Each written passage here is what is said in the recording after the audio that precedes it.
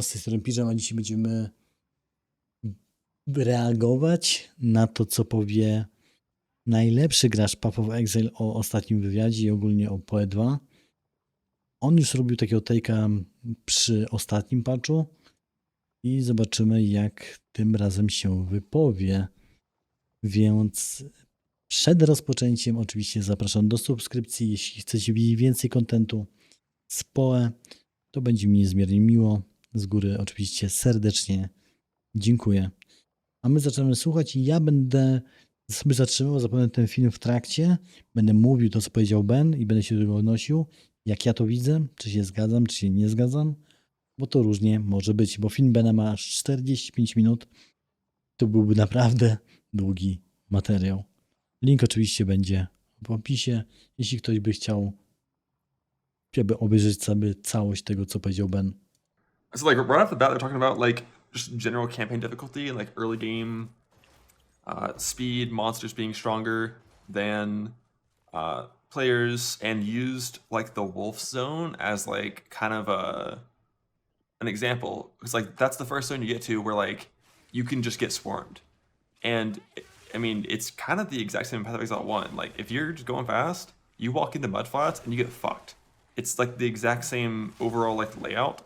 And I kind of like it. It's like it's like a welcome gift. It's like a hello, get and die. And that whole thing branched out into more just general campaign things. I really feel like campaign on good skills in terms of combat, especially after the nerf to monster HP, is gonna feel fine. Like so many of the problems with combat are just skill balance related.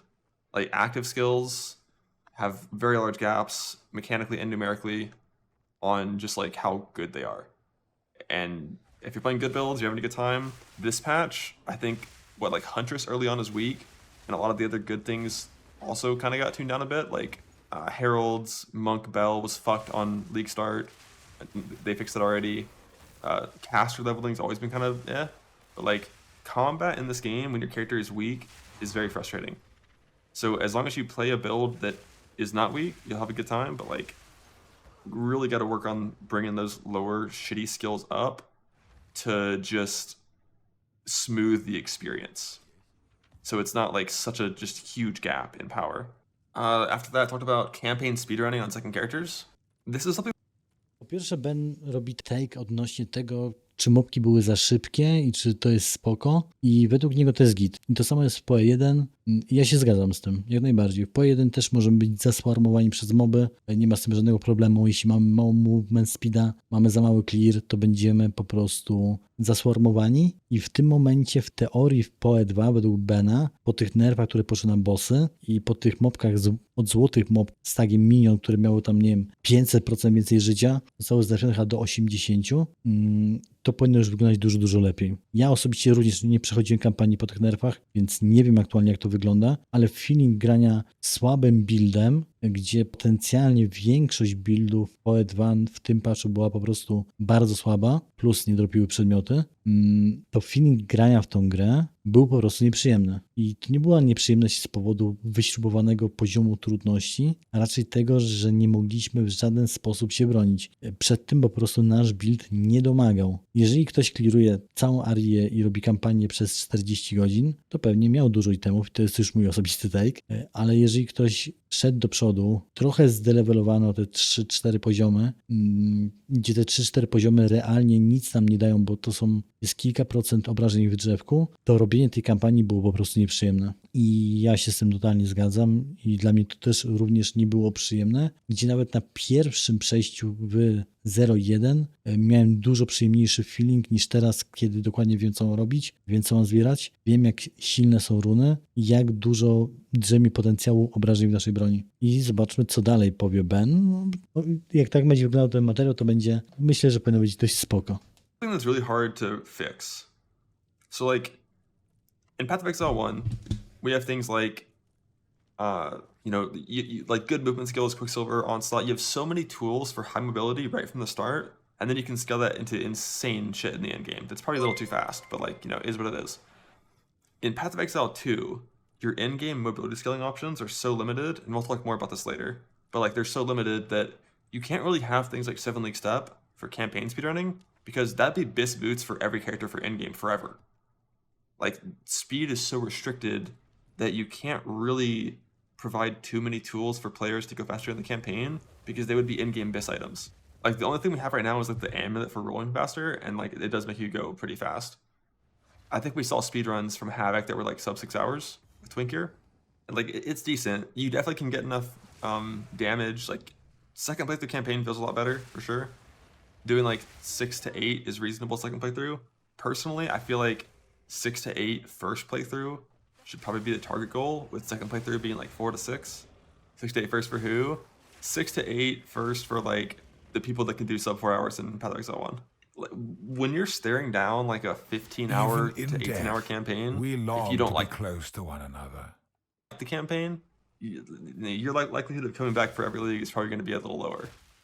And making second characters definitely is less desirable when the campaign is as long as it is. So in Path of Exile 2, there's this really weird system when it comes to map generation, where like Kolejnym takim take'iem, który bierze Ben, jest to, że levelowanie kolejnej postaci w PoE2, nawet jeżeli jesteśmy dobrym graczem, nawet jeśli mamy Twin Gear, to jest około 7 do 8 godzin. W Path of Exile 1 mamy na przykład takie buty, które nazywają się 7-ligowe. Dodają one nam 50% movement speeda. I zazwyczaj gramy je przez pierwsze, nie wiem, 60 poziomów, żeby przejść jak najszybciej kampanię na drugiej postaci, żeby po prostu skrócić ten czas, który spędzamy na aktach, żeby dojść do endgame'u, który jest corem całej gry. Ale, i to mówi Ben, gdybyśmy dodali te buty do PoE2, to byłyby buty używane dosłownie na każdej postaci. Nawet w endgame'ie, bo movement speed w PoE2 jest jednym z defensywnych mechanik tak naprawdę, której używamy podczas czy to mapowania, czy walki nawet z bossami. Kiedy mamy mało movement speeda, to nasz dodge roll jest dużo wolniejszy.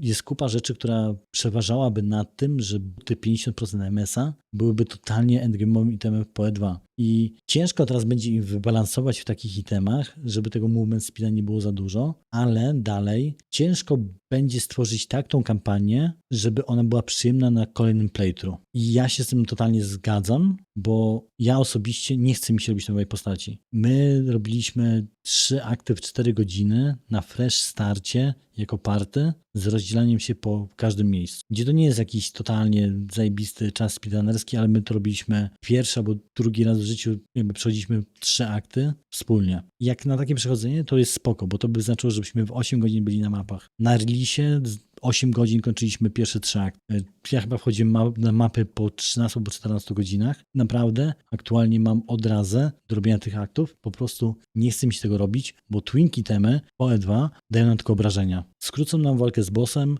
skrócą nam walkę z rarmobkiem, ale dalej mamy ten sam movement speed. I zupełnie nieprzyjemne to będzie robienie tego kilkukrotnie. Ja na lidze w PoE1 potrafię wylewelować 4-5 postaci nawet w ciągu 2 tygodni, gdzie wiem, że po prostu kolejne przejścia zajmują mi 3,5-4 godziny i to jest jeden wieczorek. Przechodzenie wszystkich aktów w PoE2 zajęłoby mi, gdzie ja gram ogólnie po jakieś 5 godzin dziennie, jak nie mam urlopu, zajmie mi 2 dni. I gdy przeliczam to w głowie 2 dni na przejście kampanii, to z automatu mi się odechciewa tego robić, bo po prostu nawet nie mam narzędzi odpowiednich, żeby zrobić to szybciej. I jestem ciekawy, czy oni dodadzą takie narzędzia, ale mówię, jeśli oni by dodali za szybkie buty jako itemy do twink levelingu, to one mogłyby być za dobrymi przedmiotami, nawet do endgame'u, przez problem, który istnieje, znaczy nie problem, game design, który istnieje w PoE2. Takim wyjściem do tego wszystkiego mogłyby być buty, teraz jak o tym myślę, tylko że oni nie chcą też takiego systemu, które dają nam, załóżmy, 50% movement speeda, ale jeśli postać ma powyżej 50 levela, to te buty dają już 20 movement speeda. Wtedy przyspieszamy 1,50 na twinku, ale te buty już nie mogą być grane endgame'owo. I to by rozwiązało jakby problem, tylko ludzki mózg jest tak zbudowany, człowiek małpa, że jak będzie czuł wysoki movement speed i potem mu się go zabierze, to będzie się z tym źle czuł. Idźmy dalej. like the character class and the league you are playing in drastically modify how zone layouts work. So like, for example, in the very first zone in campaign on Warrior in Hardcore Self-Found Last League, and I think most classes in Hardcore Self-Found Last League, you always went to the right for the skill gem and then left for the Devourer. But then I think it was like Ranger in Softcore, it was like reversed. like skill gem left, devour right, and they cycle these whenever there's a new league, which means like if you can have a general idea of how layouts work, and it's like where the exits probably are, but then there's this like weird system where like you play a different class or you play in a different league, and it's just like different. Like all of it is just like totally different from what you were used to, and that makes it not feel as good as Path of Exile 1. Like learning layouts in Path of Exile 1 feels really good because they're a little more consistent. And like a lot of them are in Path of Exile 2, but that big old shift right when the league start happens and everything gets shifted, the goal of it is to make the campaign feel more fresh, but like it just feels like it's going to take longer because like all of my instincts are wrong. All right, next thing talked about was 3 different sections on here are about movement speed, because like Ziz brought up move speed a lot. So in the in-game campaign and in-game, lack of movement and scaling options. Someone, when this was talked about, brought up like, you know, why do Path of Exile 1 players feel like this needs to be a thing? Like the way that I see character power in these games, there's three systems. There's speed, there's offense, there's defense. Currently, speed basically doesn't exist as a vector of like scaling in Path of Exile 2. You just don't have choice. The reason that I played Deadeye is because that part of the tree has move speed nodes. My ascendancy has movement speed. If I play the left side of the tree build, there's nothing that I can do. And what I ran into last league was my Mace Strike character got to the point where I right-clicked and the screen exploded. And I was so unbelievably fucking bored because being that strong in PoE2 is not fun. Like being that strong in PoE1 is very fun because like you're so fucking strong, your clear's crazy. Now you can like start like turning on the nitro boost, investing into crazy mobility, and like just going wild. In PoE2, when my character is that strong offensively, there's just nothing more to do. There's no more progression. There's no more character improvement that I can do, and my game is done. Well, like once I reach the point where I can't improve my character, what am I doing? There needs to always be like some extra like layer, some extra goal, some extra target. And it's really hard to do that if speed is just completely not allowed to be changed in any way. You need to add like so much like really hard in-game content scaling, like Delve, so you have these like offensive and defensive thresholds you need to target. Because when it comes to base mapping, like I just want to go faster a lot of the time. Like Deadeye goes fast enough that it like feels kind of okay, but like walking around at 17% movement speed on a warrior will simply never be fun. Like I'm never going to be doing that and having a good time. It's just too slow. If they got rid of the armor penalty from armor and shield, you would be a little bit faster, like 30% instead of 17, and that would feel a lot better. But when you have like 17% movement speed and there's just fucking nothing you can do to improve it, it just feels bad.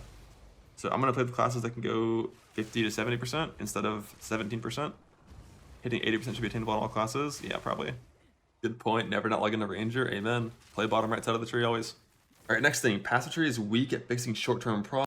Kolejnym takim beda jest to, że dla niego osobiście movement speed i bieganie szybciej po mapach jest tak oczywistym wyborem, w wyborze nawet postaci, że on nigdy nie zagra lewą stroną drzewka, bo prawa strona drzewka po prostu daje mu przyjemność z gry. Bo gdzieś po lewej stronie mamy tarczę oraz zbroję, to nasz movement speed będzie naprawdę niski. I nie ma żadnej możliwości, żeby jakkolwiek to podnieść. Bieganie wolno po tych mapach, robienie ich przez 10 minut, czy tam 15, czy nie wiem ile robią warriorzy te mapy, po prostu nie daje mu fanu. I chciałby, żeby na przykład znieść kary, które są za noszenie armoru oraz tarczy, które zabierają nam około chyba połowy movement speeda. Ja nie grałem osobiście, grałem przez chwilę i wywaliłem zupełnie, nie chciało mi się grać tym. I ja grałem Monkiem, to Monk jest spoko, bo Monk sobie dolatuje do paczki mobów i nawet ten proces chodzenia od paczki do paczki jest dużo szybszy, bo Monk ma prawie instantowego teleport do przeciwników, ten chyba Frozen Palm to się nazywało, gdzie Warrior musi ociężale wyskoczyć, gdzie ma bardzo długą animację, długo leci i na Monku to jest zupełnie nieodczuwalne.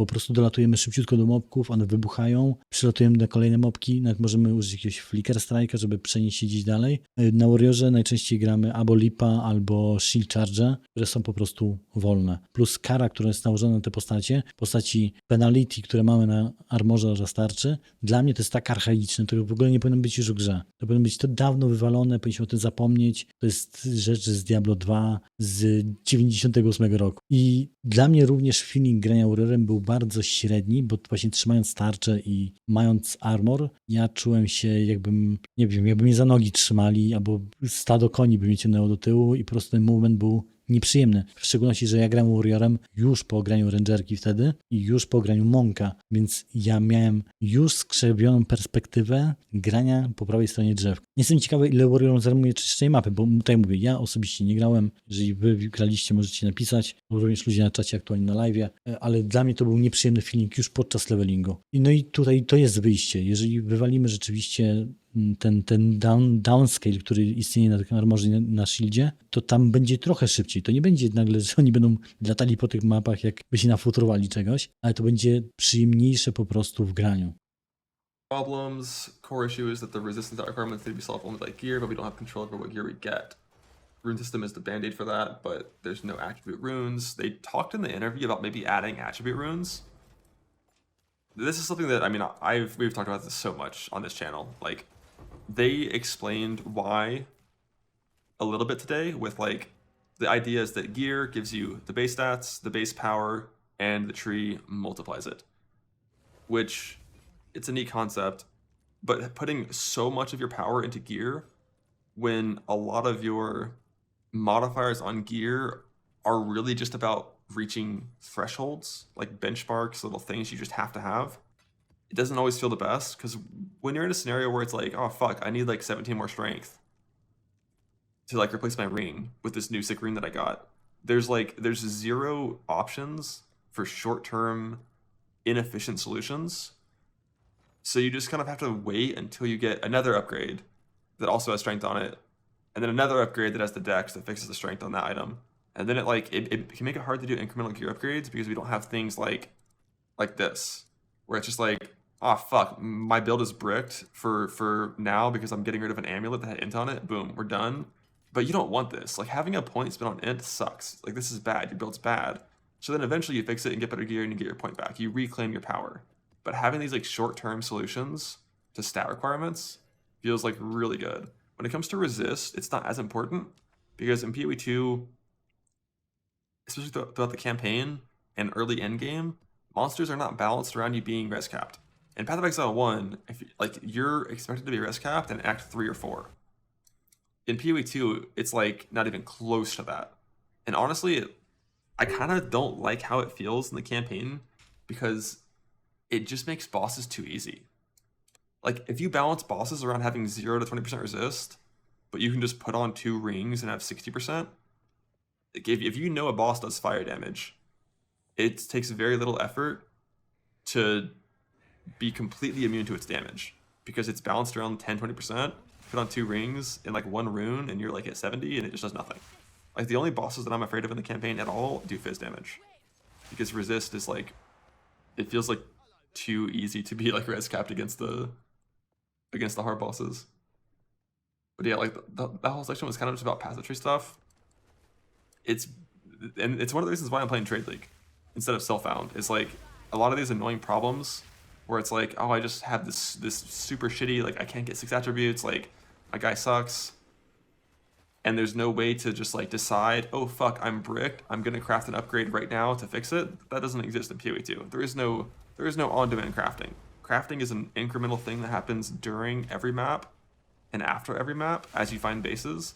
Because there's no scours or alts or like crafting bench, like it's pretty common in Path of Exile 1 in early game when I'm like, oh shit, I bricked my resist, open my essence tab, grab 4 like essences of like fire res, throw it on an item, craft life, and it's like, we're chilling, we're good. But because there is no like instant on-demand crafting like that because you need bases, you can run into these little problems where you just like your gear is like annoying to fix. So I'm just playing trade because like fuck it, I'll just buy an item on the trade that fixes it. Game's not balanced around Self-Found. I would like to see attribute runes.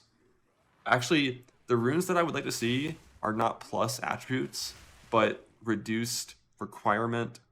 There already are attribute soul cores that's like reduced requirement of this local base, but just generic global percent reduced attribute requirements.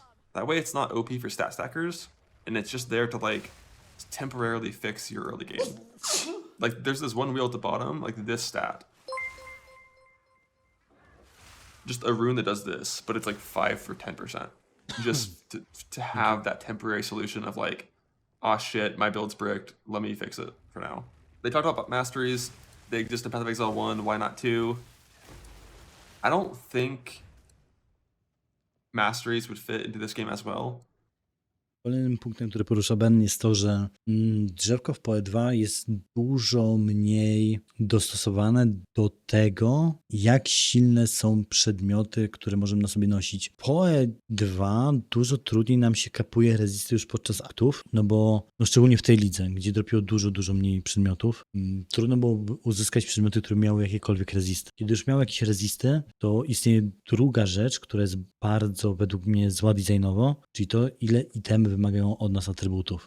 Oczywiście może nam paść przedmiot, który ma świetne rezisty. Nie wiem, po 10, 2 razy 10. To nie są świetne rezisty, to są ok rezisty. Ale jeżeli baza będzie na przykład pod inta, a my jesteśmy full dex postacią, gdzie załóżmy, że na levelu 10 skilla potrzebujemy 50 dexa, nasze travel pointy dały nam to 50 dexa, wypadają nam świetne rękawiczki, tylko że pod inta, to nie jesteśmy w stanie kolwiek ich założyć. I w PoE1 są takie miejsca na drzewku, które posiadają duże notki na przykład z intem albo STR-em albo dexem. I one nam dają po 30 tego atrybutu. To nie jest fix, który wprowadzamy do naszej postaci, żeby ona była... żeby ta notka była rozdana do samego końca, no bo wtedy wiadomo, że ktoś coś źle zrobił w swoim buildzie. I jeżeli jesteśmy na przykład na górze drzewka, to nie będziemy mieli dostępu do dużej ilości dexa w PoE2. Jeżeli jesteśmy w lewym dolnym, to też nie będziemy mieli tego dexa ani inta. Więc dużo ciężej operuje się drzewkiem, które mogłoby sfiksować nasze problemy z przedmiotami przez to, jak wiele mamy wymagań do danych gemów i do danych itemów. I w PoE2 to jest o tyle problematyczne, ja nienawidzę tego po prostu, tego ile atrybutów wymagają od nas przedmioty, gdzie muszę mieć przynajmniej na 2 albo 3 przedmiotach dexa, żeby nosić swoje gemy, a dalej mam tego dexa za mało, żeby założyć gem na 20 poziom, bo wymaga on ode mnie jakiś, nie wiem, 200 coś dexa załóżmy. Mimo to, że mam rozdane duże notki na dexa 25 plus 25, które dla mnie osobiście, kiedy widzę taką notkę, to mi się żygać chce, bo ja nienawidzę takich notek, które są po prostu dex. Wiadomo, że daje jeszcze accuracy rating, chyba evasion rating w PoE2, nie pamiętam, ale jakby PoE2 dużo większa siła jest nastawiona na nasze itemy. Nasze drzewko jest, jakby ma dużo mniejsze odzwierciedlenie tego wszystkiego. Przez to, że gdy właśnie nawet wypadnie nam jakiś przedmiot, który potencjalnie mógł być upgrade'em defensywnym, to bardzo często jest tak, że ten przedmiot jest po prostu na atrybut, którego my nie używamy i nie ma łatwego fixa, żebyśmy mogli go założyć. As Path of Exile 1, like when you have a tree like this in PoE1, like I'm gonna go and get like 4 life clusters, I'm gonna get like a couple of lightning clusters on a lightning build, I'm gonna get like a lot of the same type. So when there's like this list of 6 masteries, you know, you can actually take multiples of them. It doesn't feel like the tree in this game kind of works the same way. Like on a crossbow thing, there's only 2 crossbow like things in the entire tree. And there's like so many like random 2-point things, and it's just like, I don't think it would really fit as easily into this. And there's all these like generic things, like what kind of mastery goes on like this? Things aren't as, is thematic the right word? Things aren't as like pigeonholed into like affecting only one thing to easily fit masteries in. So like, I don't think those will appear. I don't think they need to. Like Jonathan's point about masteries downplaying notables is kind of valid, because like the mastery is generally like more desirable than the notable, or it was when they first came out, and then they kind of nerf masteries a lot the next patch. But I don't think masteries need to exist in this game. Defense harder to skill than offense, in general, just like ability to scale defense as a player. I think Ziz definitely is right that currently scaling defense in PoE2, there's not that many options, and they're extremely imbalanced. and this is also going to talk about armor and a few other things about like mandatory layers. And this is why like I'm probably going to be playing high ES builds until there's balance changes, because it's just a reliable defense. This is mainly a hardcore issue, but if defense isn't reliable, it's worthless. Like things like playing 1.5k life in Acro, you just can never do. You got to have like reliable defense, and ES works on everything, every damage type, whether it's evadable, whether it's not, whether it's blockable, whether it's not, like all 5 types. ES works on everything. When I spec an ES node, my character gets better versus everything, by a lot too, not just by a little. These numbers are fucking huge. So like defense feels good because if I want more of it, I can get more of it. I can decide, oh shit, I'm gonna path up here and get this ES. It's good, it works, it's reliable, I like it. When you're playing like a pure evasion build where you don't have ES, and you're like, oh fuck, this ability is doing like too much damage to me. I want to have higher max hit. I want to not get 2 shot, I want to get 3 shot. I want to not get 1 shot, I want to get, I want to survive barely. Your options are nothing. There's nothing you can do. There's, at least on the tree, like there's no life nodes. Strength attribute pathing is genuinely like your choice for how you get defense in that scenario, and that's like plus 10 life. You can spec into more evasion, but if the hit's not evadable, it doesn't do anything. Or if you don't evade, like you just like, if you're in this part of the tree and you're like, I want to be tankier versus big hits, it doesn't exist. If you're over here, you can like click some of the bigger strength nodes, and generally you have strength scaling, and there actually are some life nodes over here as well. Not many, but there are some. They exist in some ways, so you can kind of do that. But ES is by far the best and most reliable at this. I feel like with the current ES numbers, the only way that it would be balanced is if there was like genuinely no way to recover ES in combat. So basically what I'm saying is, this keystone is broken as fuck. This keystone cannot exist at the same time as these ES numbers. Like, ES needs to be like this super clunky, shitty, recharge only mechanic if it's gonna be this easy to get so much ES. I love the keystone. I love the hybrid shit. It's good, but definitely OP as fuck. Armor. Armor's dog shit. Let's talk about why armor's dog shit. Armor only works on fizz damage. There's no way to really modify that reliably. There's like this, so it applies to fire, but this is changed in PoE2 to apply before resist instead of after. It's supposed to. Well, it works on fizz damage of any type, but like there's 5 damage types in the game, and then there's 2 damage, like we'll call them like subtypes in the game, where it's like avoidable, not avoidable, like evadable, blockable, and then not evadable, blockable. So there's like, that makes it 10 total damage types. Armor works on 2 of them. Physical only, blockable, and non-blockable. But it sucks. If I'm getting hit by a big physical hit, speccing into ES is way better than speccing into armor.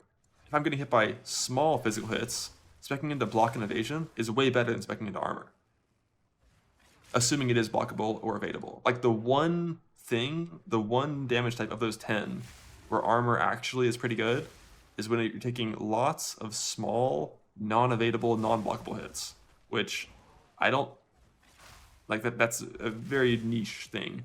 And because there's nothing like Molten Shell or some way to convert armor into like reliable defense, it's just never the best at versus like any monster type of damage. Like right off the bat, Fire, Cold, Lightning, Chaos, armor is worthless unless you have one of the niche things that converts armor into that.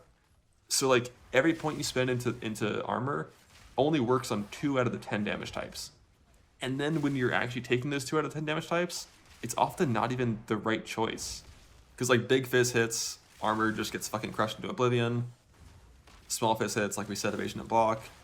It's really hard to ever justify speccing into armor currently. Like block feels great. It's why like all these builds over here, as long as you simply click 2 or 3 block clusters and wear a shield, you're gonna feel fine. But like playing the game currently with like the current defensive setup without evasion or block feels really rough, because you just get like blasted when there's like lots of small things. But block is really OP because shields roll like 45 block or something. So it's really easy to get block gap. But, you know, have a shield, have evasion. If you don't, you're gonna have a bad time. It's why Ziz is not having a good time on his character. Like, he was listing all of his like mitigation-based defenses, like cloak and like fizz convert elsewhere and like all kinds of stuff. But it's like it doesn't really matter. Like, all this max res, great. I'd rather have 7k evasion than 90 max res. Like, you gotta have some avoidance. Avoidance is really important, which is why ES evasion. Like, ES evasion is my home until there's like pretty big changes. It's like ES evasion or strength stack with block.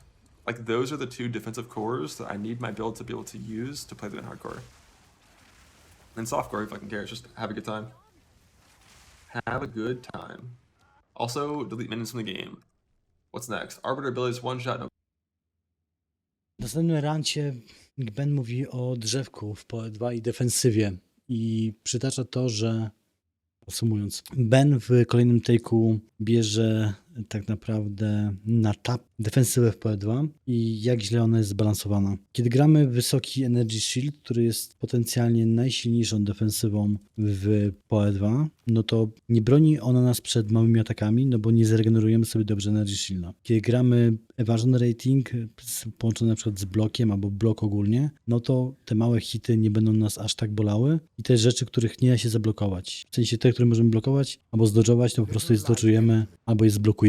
Kiedy gramy Armor, to tak naprawdę tylko 2 z 10 rzeczy, które nas rzeczywiście biją, będziemy w stanie zblokować, jakkolwiek się przed nimi obronić, używając właśnie tego Armora. I ten take mówi o tym, że dla niego HC na przykład to jest połączenie Evasion Ratingu z Energy Shieldem, który daje potencjalnie największą defensywę. Bo po pierwsze, dodżujemy małe hity, a po drugie jesteśmy na tyle wytrzymali, że nie mamy 2000 życia na jakimś Evasion Rating buildzie, tylko tego życia mamy 4 czy 5000. Więc jesteśmy dużo bardziej defensywni w tym połączeniu, niż byśmy poszli w czysty armor i blok, który nie da nam tej defensywy, którą zapewni nam właśnie wysoki Energy Shield, który jest bardzo łatwo osiągnąć. Za to blok po lewej stronie drzewka również jest bardzo łatwo do osiągnąć, bo możemy mieć naprawdę wysokie wartości na tarczach, jeśli chodzi o blokowanie obrażeń. Dosłownie kilka nodek w drzewku zapewni nam to, że będziemy mieli maksymalny block chance do ataków. I to jest ten sam problem, który w sumie jest w PoE1, który armor nas nie broni przed dużymi hitami, tylko przed małymi i nie musimy mieć go jakoś okropnie dużo, wystarczy go mieć trochę, żeby to było odczuwalne. To jest cały czas ten sam temat wałkowany z armorem od wielu, wielu lat, również w jedynce. To samo jest w dwójce, tylko że w dwójce jest to wypchnięte do ogromnych wartości, jakby dysproporcji, jeżeli pomyślimy o życiu i Energy Shieldzie, bo nigdzie w drzewku nie mamy życia, ale na górze drzewka wszędzie jest Energy Shield, który można wystakować tak i po prostu jakby mieć tak dużo Energy Shielda, który będzie nie do zabicia, bo mobki nie są przystosowane do bicia po, nie wiem, 7000, tylko raczej po te 2000 i dużo prościej jest po prostu defensywę budować na podstawie wysokich wartości Energy Shieldowych. I to wcześniej było jeszcze bardziej odczuwalne, kiedy mieliśmy Grimfista, który nam jeszcze dwukrotnie podnosił tą wartość naszej defensywy. Aktualnie i tak dalej Energy Shield jest najbardziej stankowany build, będzie po prostu pod Energy Shielda, bo będzie miał największe cyferki. No common and shit mistakes. Yeah, there was some talk about like Arbiter in general. What makes a good boss fight? So to me, the thing that feels best about losing a boss fight is being overwhelmed by multiple different things that caused a mistake or like one egregious error that you just shouldn't do. And talking about like really good boss fights, like Path of Exile 1 Pinnacles, like on Exarch, if the Exarch balls one-shot you, that's because you didn't put any effort at all into your character defensively, and them two-shotting you is very easy to make it happen. So like, it's really chaotic, there's a fucking dog there hunting you down. As long as all these abilities like two-shot you, it feels good because it requires some kind of cascade of mistakes. Maybe you step on a rune, get -5 fire res, and then get hit by a ball. Maybe you get hit by a ball, get stunned, panic, dash into a ball. Like, it's like a cascade of like chaos that causes you to become overwhelmed and fuck up. Unlike Uber Elder, it's like there's an ad you have to kill that's gonna shit in the floor. Elder is shooting proj at you, and then Shaver starts beaming, and like you're in a corner, and like you had to avoid a different Pidzam puddle. It's like multiple different things that overlap to create a situation that's dangerous, and then you die. And then inside of those scenarios, there's also single event one shots, which I think that's a very important distinction and why they feel good. Like a lot of stuff's happening, and then Shaper slams. There's 2 clones of Shaper throwing beams and balls and stuff, and then Shaper slams. And there's this one like decisive moment where you need to avoid this slam or you die. And I think that feels really good. Arbiter, the one shots aren't like that. It's just like, here's a phase where Arbiter casts 12 beams in a row and they all one shot you and nothing else is happening. And it's just like this really like kind of like boring pass fail compared to the hectic nature of like a Shaper Slam sneaking in during some other mechanics. Like the version of Arbiter one shots that feel a lot better is in phase 2, he does like a slam, spawns a beam, and then, or no, he spawns a like a circle that explodes, then he beams it, and then you go in at the end. And this can happen like while there's balls that are expanding from like a flaming sword on the ground, but there's only one. There's one explosion. So there's things happening, and you have to not fuck up the one explosion. But then in phase 1, it's just like he just does 10 one shots in a row and does nothing in between, and it doesn't feel as good. Like the breach boss feels fucking great with like the hammer fisting happening, because the boss is active.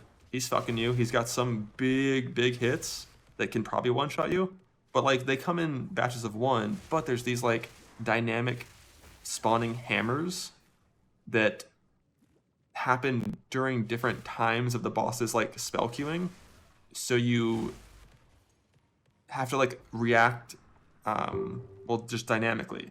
Like when he's doing hand cannons and the hammers spawn at the start of the hand cannons, you have to like modify how you like when you dodge roll, where you go, how much distance you maintain from the boss, versus if they happen like right before the hand cannons, right after. And there's like the most important thing is that failure should be the result of like a cascade of mistakes, not just like there's nothing happening except for one ability and you goof by a little bit. So Arbiter phase 1, not a fan, never was. Everything else, like all the other bosses, I enjoy for the most part. Armor is bad. Let's talk about why. Kolejnym punktem, o którym mówi Ben, jest to, jak wygląda walka z arbitrem. I to się dosłownie pokrywa 1:1 z moimi słowami, że już mówiłem kupę czasu temu. Walka z arbitrem według mnie, według Bena, jest dokrzytem. Jest źle zrobioną walką, bo oczywiście, że powinny być mechaniki one-shotujące buildy na bossie. Musi to być, szczególnie na endgame'owych bossach. Musi być takie coś, że musisz się czegoś nauczyć, żeby coś zrobić. Czy to w jedynce jest memory game, czy to jest shaper slam w odpowiednim momencie, czy to są kółka elderowe, czy to jest faza egzarcha, w której robi kulki, które mogą ci obniżyć rezisty i giniesz po prostu od nich, czy to jest egzarch, który ma kulki, w które wejdziemy, tam zatrzymują i pochłaniają, plus kilka innych slamów, które on posiada. To wszystko musi istnieć w grze. Jakby endgame'owo, bossy endgame'owe muszą mieć mechaniki, które są w stanie nas zone-shotować, ale powinny być one telegraficzne i powinny być kaskadą naszych niepowodzeń albo naszej paniki, która wynika z naszego niedoświadczenia, albo po prostu emocji, które biorą w danym momencie po prostu górę i robimy coś impulsywnego. Załóżmy, że walczymy w jedynce z Uber Shaperem, tak jak to powiedział Ben, opowiada o tym, i w jednej fazie mamy 2 klony Shapera, które jednocześnie walą kulkami, laserami, jest totalny hawok na ekranie, a prawdziwy Shaper nagle znika gdzieś w powietrzu i spada na nas ze slamem. I na początku to jest bardzo przytłaczające, ale jeżeli jakby powalczymy trochę z tym i zobaczymy zależności generalnie, jak ta walka wygląda i gdzie mamy się usadowić, jak mamy zareagować w danym momencie, to ta kombinacja ataków może w ogóle nie być dla nas czymś strasznym. Wiadomo, że nawet slama przeżyjemy, jeśli gramy bardziej stankowanym buildem, przeżyjemy jakieś 2 mechaniki różnych obrażeń, ale kiedy będzie ta kaskada obrażeń różnych i dojdziemy do takiego kaskadowych rzeczy, które się dzieją po kolei, które wynikają często z naszej paniki, to wtedy po prostu giniemy. Czy to są 2 lasery i Shaper, który robi slama, czy to są kulki na egzarchów, wchodzimy i nagle panikujemy, zaczynamy po nich biegać wręcz. To w PoE2 I tu mówimy tylko i wyłącznie o arbitrze. Arbiter ma bardzo dużo litalowych mechanik i wręcz on jest zbudowany tylko i wyłącznie z takich mechanik. Jeżeli gramy buildem pod Dexa, to wręcz nie możemy się przed nimi obronić i musimy to robić hitless. PoE1 również musimy robić wiele rzeczy hitless, ale jeżeli nie panikujemy i gramy jakby wokół tego, to jesteśmy w stanie przeżyć cokolwiek tam. Na arbitrze jest to naprawdę, każda mechanika, o której myślę, jeśli chodzi o arbitra, jest po prostu litalem. I najczęściej ludzie na arbitra idą buildami, które niszczą go w pierwszej fazie, a druga faza nawet nie następuje. Abstrakcją już nawet nie mówię o tym ataku, gdzie on robi kółko, w które musimy wejść, a potem wali w nie laser i tam jest dosłownie ułamek sekundy, w którym musimy idealnie wejść w okrąg, a potem musimy szybko z niego wyjść. I inne bossy w PoE2 nie mają takich problemów. Czy mówimy o GRACZ, który jest cudowną walką, jest telegraficzny, ma litalowe mechaniki, potrafi nas zasypać rzeczami, to dalej ta walka jest przyjemna, bo czujemy, że ona jest sprawiedliwa. Nie jest tak, że dostajemy hita i od razu umieramy. Tam dostajemy hita jako ostrzeżenie, jako taki beach slap w nas leci, typu jak te pięści się pojawiają spod ziemi, zaczynają tłuc po całej arenie i to można wszystko bardzo łatwo wydodżować, jeżeli wiemy, jak to dodżować, ale w międzyczasie on jeszcze robi jakieś dodatkowe akcje, gdzie musimy być skupieni. Ta walka jest bardzo zbliżona w ogóle do walki z Shaperem, jak dla mnie, Uber Shaperem, bo dzieje się kilka rzeczy na raz, ale te rzeczy są sprawiedliwe względem nas. I to samo będzie również z bossem na ekspedycji, który bardzo ładnie telegraficznie mówi nam, że idzie w pierdol. I ty widzisz, że on coś robi, to wiesz, że aha, muszę teraz odejść, mam tą chwilę, jeżeli się zagapię, to po prostu zginę. I wszystkie inne walki na Uberach w PoE2 są spoko, ale arbiter jest dla mnie osobiście jest totalnym dog-shitem. Already did that. Pushing is too common. This is gonna sound fucking repetitive because like shit, I've talked about pushing a lot. Pushing has a place in the game. A monster walking should never push you in any scenario. Should a monster walking at you be able to push you? A monster charging you, like the roly-polies, Roas kind of thing, like, I get it. Big-ass boss ability pushing you when it fucking swipes you, I get it. It makes sense. But when, like, some random trash monster just, like, walks in my direction and my character starts getting pushed, it just shouldn't be a thing. Unbearing should make you immune. There's a lot of things they could do to like modify it so you can scale into like push resistance, but like it just should be a little bit like it should only be ability based. Like you got hit by an ability, you are being pushed. Like you stood in the charge, you got swiped by the boss. The boss just fucking punched you with his big ass hands and knocked you back. It needs to be ability based, never just a target like a monster is literally default attacking and walking towards you. And like their hitbox somehow pushes you. Like that just needs to not be a thing. Ascendancy respect, yes or no? I don't give a fuck personally. I feel like a lot of people are passionate about this one way or the other on ascendancy respects. Even in Path of Exile 1, never did it very often. Path of Exile 2, never been in the scenario where I desire it. Like if it's there, cool. If it's not cool, like I don't really care. The campaign being so long means that like sure I'd like the option. I'd like the option to be there, but if they never add it, like it's probably never gonna matter. I think a big part of that is probably hardcore. My characters die. They don't last to the point where I want to do something different. Like I do something different after it dies. It's not like while playing it. Movement speed and the inability to scale it as a player. I love how this is the third time move speeds came up. Yeah, I mean, I think I kind of already covered that in all of the first ones. The first talks about it. Making it so only certain classes have, like certain classes and parts of the tree have any ability to modify their speed in any way is a little too restrictive. Like players don't need to be able to reach 400 move speed and just like blink around the map at Mach 3, but like every archetype should have tools to scale move speed in some way to at least like 70 to 100% movement speed-ish. Or the equivalent of that with movement skills like Leap Slam. And also remove the armor penalty on movement speed from everything. Like wearing a chest piece that gives you movement speed shouldn't be able to lower your movement speed because the armor penalty is a less multiplier that can outweigh the increased move speed of the body armor itself. Like I don't know. Fuck the armor penalty on movement speed, it's weird. Or if you're gonna keep it, at least put it in the game so people know it's there. Like it doesn't, it's totally hidden and invisible and map completion, rares, backtracking, etc. This one's obviously been a pretty big point of contention for a while. They improved it by making it so you can see all rares after there's sub 200 monsters available in the map. Occasionally this isn't enough, and in certain layouts like Crypt, maybe there's like a thing in the middle you missed. In like Mire, like it's kind of similar, but these annoying little things. Rares from the start is coming. I didn't hear what they said about that, but like personally, I think the best solution to rares and backtracking and stuff is to just make it so when you are near a rare, like within like, you know, loot range, a screen and a half or so, it's on the minimap. And then keep if it goes below 200 monsters, you can see it globally. But the idea of having all rares visible on the map globally from the start, I don't like it too much. People will not just play on the minimap from that alone. Dokładnie to samo, co ja mówiłem. Like playing on the minimap, to me, doesn't feel like a thing at all in PoE2. Like the only time I do it is when I have to. But I find myself in Path of Exile 1 always playing off the minimap. There's no rares on the minimap in Path of Exile 1. That's not a thing. The reason you play off the minimap is because the game is so fast, you clear so fast, that it's the best way to take in information on where you should go next. In PoE2, you don't go that fast.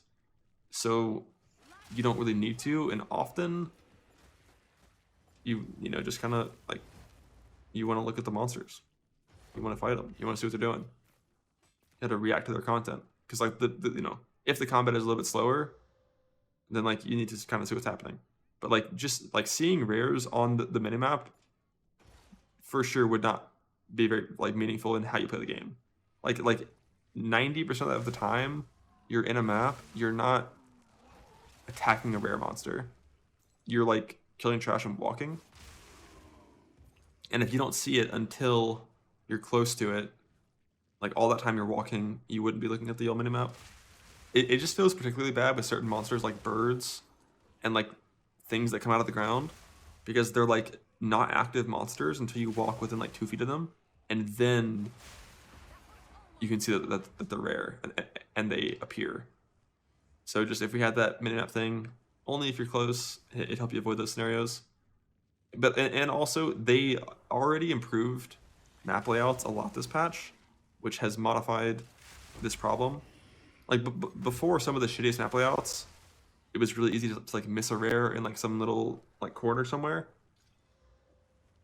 They fixed the Valve Factory. It's a lot better now. Crypt is a lot better now, but it still has like that little inside section that occasionally is bad. Like making map layouts a little bit more like streamlined, where it's like hard to miss sections, helps with that as well. All right, last thing. At least I think. W kolejnym punkcie Ben rozważa ten punkt z Izarana, który mówił Jonathan, że będą chcieli wprowadzić, żeby wszystkie rare mobki były pokazane na mapie. Od razu do tego wchodzimy. Ja też mówiłem, że nie jestem fanem tego rozwiązania, to samo powiedział Ben i dał dokładnie ten sam przykład, o którym ja mówiłem, żebyśmy mieli po prostu jakby niewidzialny czak naokoło naszej postaci, czyli taki większy kwadrat, że jeśli zbliżymy się do jakiegoś rara, to wtedy będzie on oznaczony na mapie. I to rozwiązuje dużo problemów i nie jest tak inwazyjne jak pokazywanie od razu wszystkich rarów na mapie, bo wtedy gra sprowadzi się do tego, że biegniemy od rara do rara, a nie clearujemy po prostu mapę grając w grę. Tylko to będzie odznaczanie checkpointów, które są na mapie w postaci rare mob. I według mnie i według Bena to jest po prostu zły design. W sensie to nie jesteśmy fanami tego, ale zrobienie takiego kwadratu naokoło naszej postaci, który by pokazywał rare mobki, które by są w okolicy, byłby bardzo logiczne, bo często są mobki, które są na przykład pod ziemią. Niektóre mobki musimy do nich podejść, takie skaniaczki są czasami, które do nich nie podejdziemy, to one nie wyjdą spod tej ziemi, nawet nie mamy pojęcia, że w tym miejscu jest rare mobek. I to prowadzi do tego, że bardzo często musimy backtrackować na naszych mapach, czyli wracać się z powrotem bez zabijania czegokolwiek, żeby podejść do tego jednego skaniaczka. Jasne, są waypointy, a czasami są rozłożone w takich miejscach, gdzie nie są do końca dobrze dostępne. Więc według mnie pokazanie wszystkich rare mobków to będzie jak odznaczanie checkpointów w jakichś grach. Tutaj fajnie ktoś napisał na czacie, jak w Asasynie znaku zapytania, a nie będzie realnym graniem w grę i czyszczeniem mobków, w sensie zabijaniem mobków na mapach. To nie jest dobre rozwiązanie, zupełnie. I ja jestem fanem tego, co ja sobie sam wymyśliłem i to samo, co podbił również tutaj właśnie Ben, że to powinno być jakiś okrąg, nie wiem, cokolwiek, żeby po prostu je podświetliło. To będzie tylko tyle nam wystarczy, żeby od razu przyjemnie klirowało się mapy. Najlepiej by to był, nie wiem, jeden dodatkowy ekran od naszego ekranu jako okrąg. Więc ja jestem tego samego zdania, zupełnie. I miałem dokładnie ten sam take na ten temat. Atlas progression as a whole. Wiesz co, po prostu generalnie o wszystkich tych punktach, o których oni mówili. W sensie, no on przez całe wszystkie tematy leci. Już chyba ósmy raz sobie przerywam mu i przytaczam to, co on mówi, żeby do tego się odnieść też w jakiś sposób. Ciężko było mi teraz wrócić myślami nawet do tego, co mówiłem wcześniej.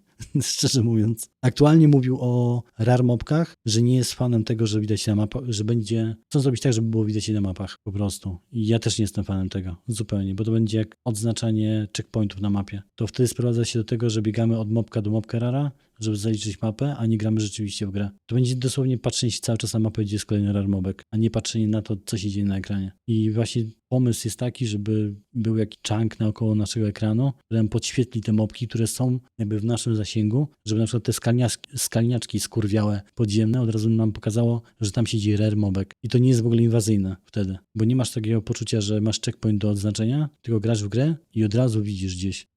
Map sustain, going up in tiers, Nexus stuff, Atlas points. This one's a pretty big one, and there's like a few different sections. I don't really know how I feel about being able to like instantly go to T15 so fast. Like if you just target boss maps, you can be in T15s in like an hour from like when you first got to maps, right? Like it's really fast. As long as your character's strong enough, you can just blast off. And I guess like maybe that's a good thing that you have the choice of doing so. But one thing that does feel kind of weird is like how fast you get to 15s versus how much progression you get on your Atlas. Why is it bad? There should be a lot of gear progression that occurs as you progress through your Atlas from 1 to 15. And currently, yeah, like it really doesn't feel like there's much difference between 1 to 15.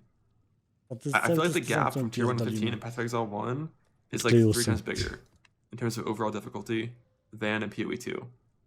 And I don't really know what the solution is. I just know it doesn't feel like it's where it should be. But also like with how little loot you get in your Atlas progression phase, if it was a lot harder as it increased in tier, like you're not really getting the upgrades required to gain the power. But then about, not so much about tiers, but the Atlas itself as a whole, how you get points. This one is something that was massively changed. Before last patch, there was this kind of filler thing that was very, not very inspired, where it's just like, do 10 maps of the tier, you get 2 points. 10 maps of the next tier, you get 2 points. Very basic, very bland, not interesting. But it did fit better with the rest of the Atlas system than the current one. Like the new one is way more interesting, but there's just one very glaring problem. The way that the game and the Atlas tree, not tree, the way the Atlas works is you go to towers, you go to corrupted zones, you use tablets, you juice local areas, and then you clear them because they're juiced. You've made them better. They're cleansed, there's tablets, there's good mods. So that's incentivizing you to stay in one place and full clear an area and not explore.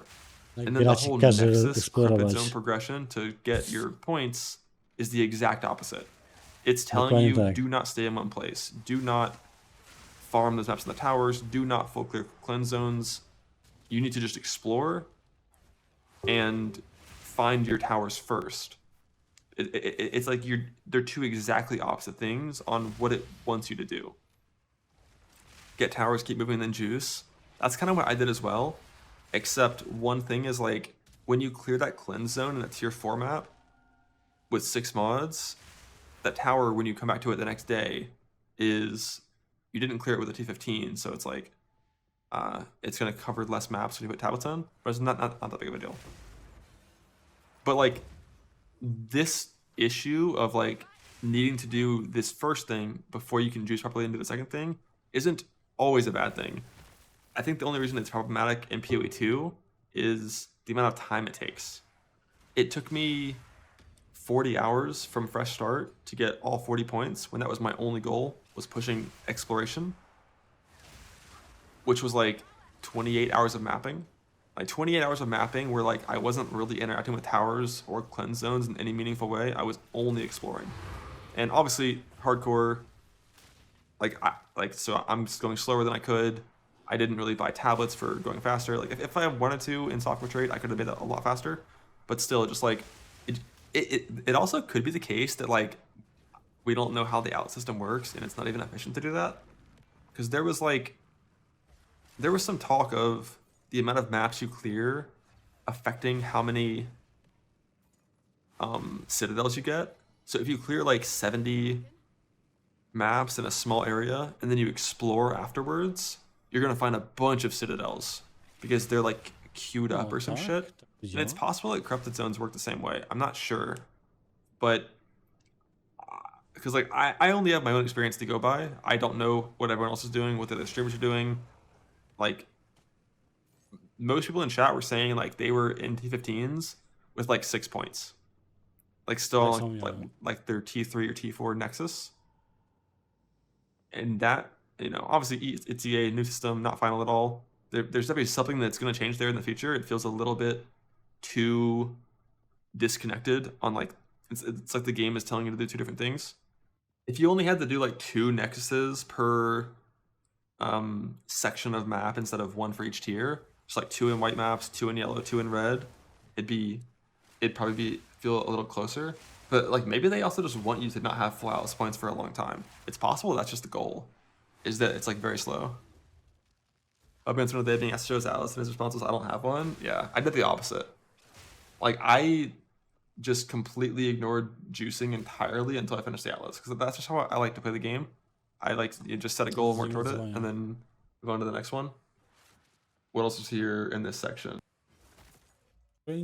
Że osobiście przeraszował jak najbardziej Atlas tylko po to, żeby zdobyć wszystkie 40 punktów, czyli nie zatrzymywał się w miejscach, które oczyścił, żeby tam farmić, tylko szedł dalej i dalej w głąb Atlasu. I to jest bardzo dobry take, o którym nawet ja nie myślałem jakby w kontekście robienia map, że nagrodą twoją za to, że oczyściłeś dany region jest to, że mamy dostęp do tabletu, towery i corrupting zone, który został wyczyszczony, który ma więcej mobków, silniejszych mobków, daje ci więcej lootu i tym podobne.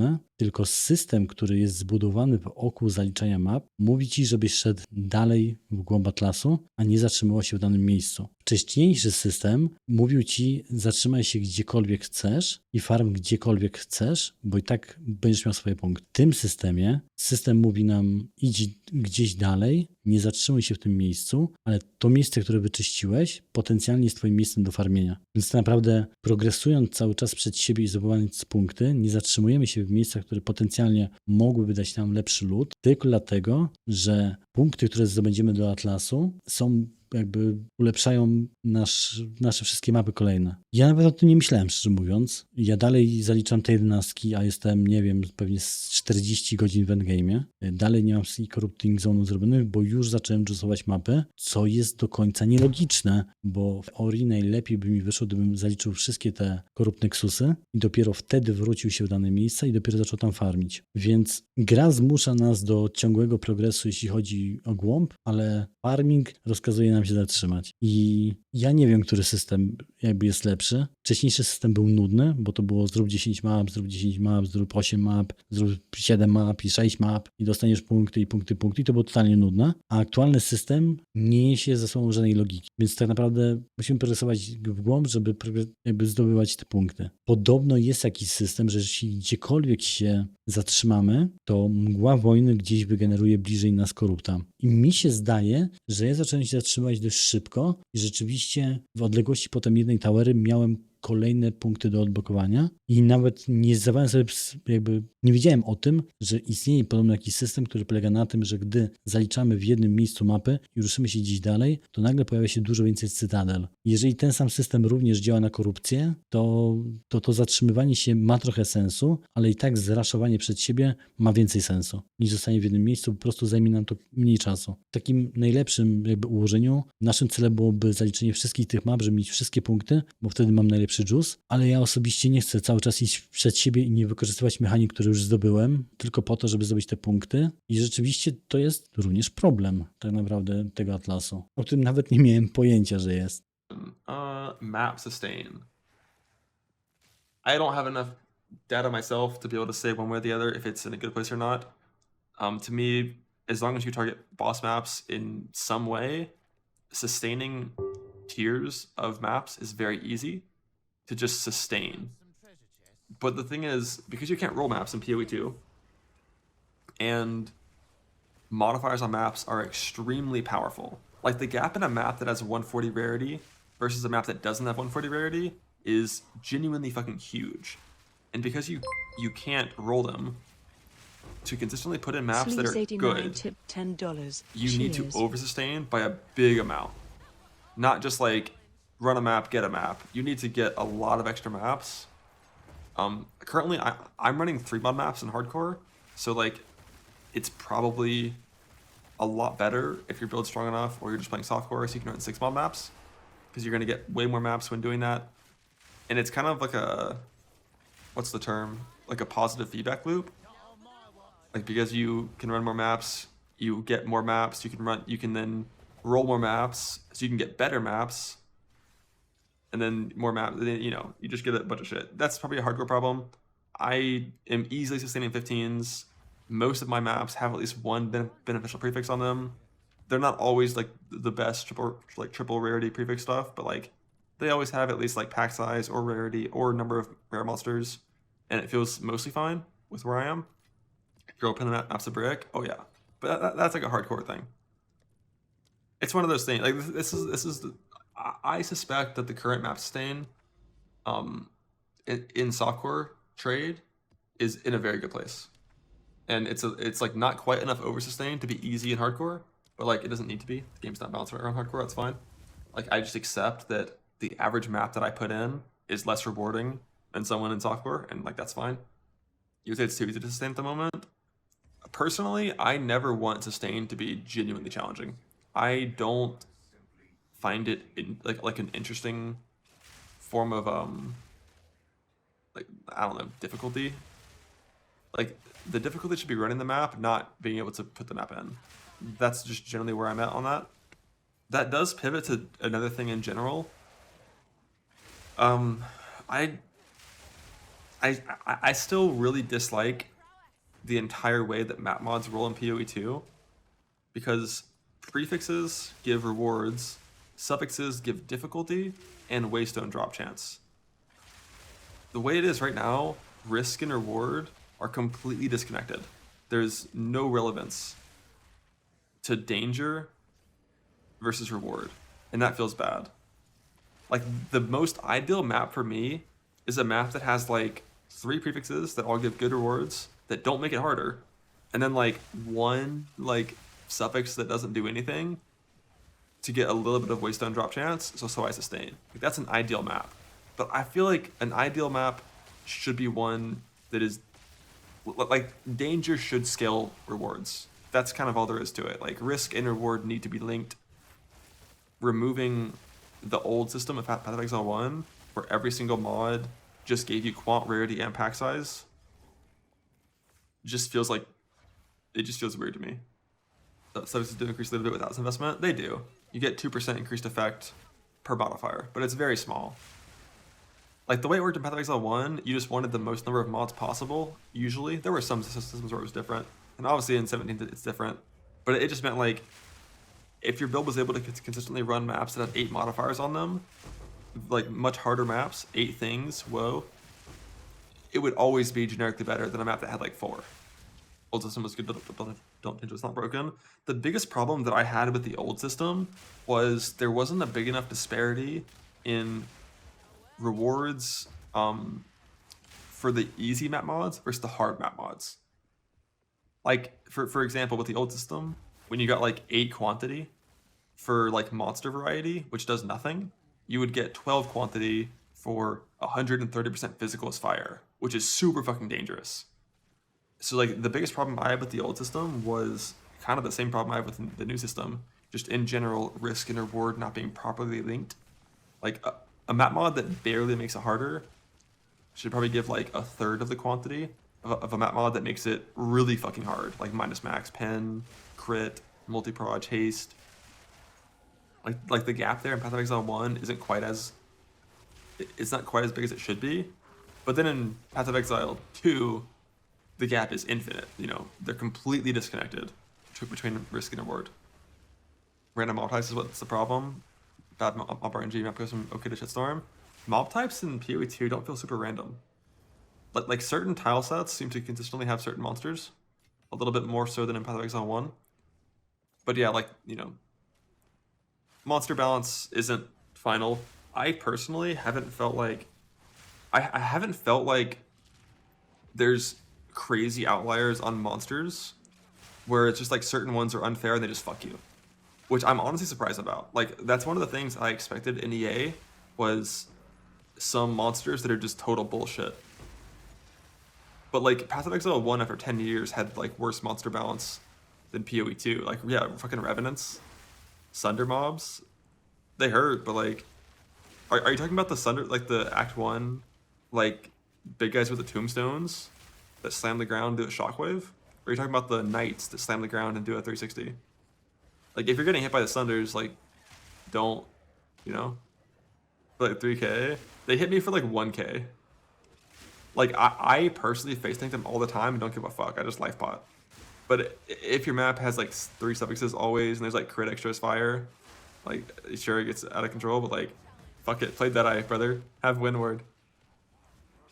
But like, when you're putting in 6 mod maps in every map, not caring about the damage mods, and scaling full map effect, and getting hit by things that are avoidable, you should die. That's you should die. That's okay. They all screen you. They're not even allowed to slam until they're within, I think, 8 units, 8 meters of you. You can outrange them on bow builds, and they can't attack you. But you're fast, then fucking dodge them. What do you mean you're fast?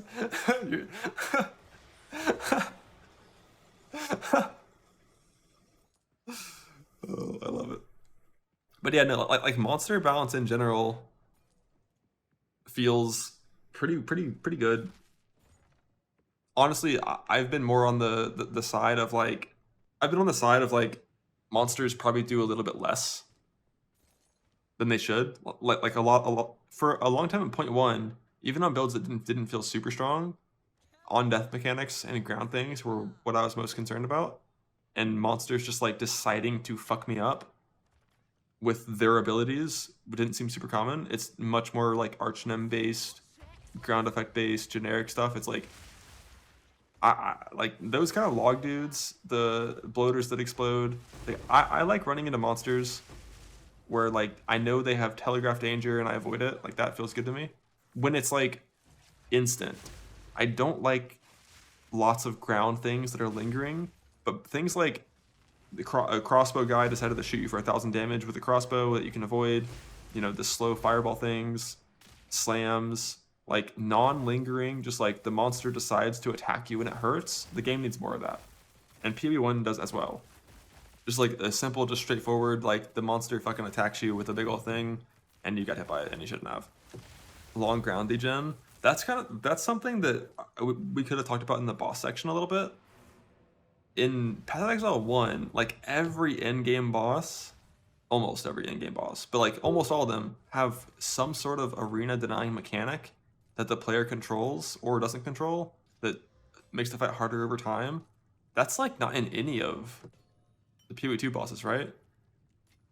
There's like none of that as far as I can think. It's just like it was like a very core part of Path of Exile 1 bosses. Like, you had, like, as the fight went harder, if you kept on fucking up, you like your arena would get bricked and then you would like lose. Viper boss only for a bit. I think some bosses like Viper boss, Titan boss, Jamanra, those, the arena gets smaller over time as they lose HP, but it's not like something the player controls, and it can never get to the point where everything is covered, except for the Molten guy. That is true. The Molten guy has a hard enrage timer, but if the lava hits the end of the platform, just delete your character, I think. Like, that's a go next angle. That's a Ventura log out and delete the character clip. Sanctum floor 3 boss, kinda. I think kind of on that one, but I think the next time the boss burrows, the old sand, quicksand things go away, I think. Act 2, Water Goddess Fire Guy, you can break the forge at the Knights of the Arena. I never even knew that. I want to try to, next time I fight that boss, I'm going to try to break the forge.